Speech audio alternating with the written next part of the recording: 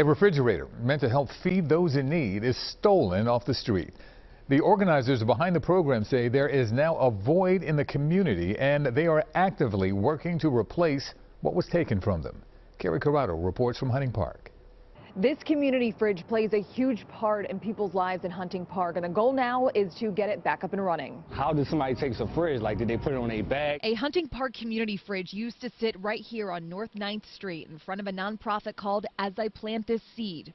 Although CEO and founder Ryan Harris says someone took it on Tuesday, and he didn't realize it at first. It wasn't until somebody actually was walking to the refrigerator, or what would have been the refrigerator, to get something out of it, and it was like, and they just called me like, Ryan, where's the refrigerator? And I was looking at them like, it's right there, but it wasn't there. The community fridge was stocked with food and available for anyone in need. It's something the community heavily relied on and used daily to feed their families. A lot of people in the community pretty much use the refrigerator. They donate to the refrigerator, so it's pretty much a community helping the community out. For this to be gone, it's like a hole in the community right now. It's terrible. Harris says the main mission of his nonprofit is to be a resource to the community. They have been helping kids by offering mentors and helping them navigate their everyday struggles. And he wants the community to know they're always there to help. Nobody have to steal, nobody have to do anything like that. They can just knock on the door. We're here willing to help the community any way we can. The nonprofit says they are working on getting a new fridge by early next week, and then after that they'll be accepting donations. If you would like to help, you can head to our website.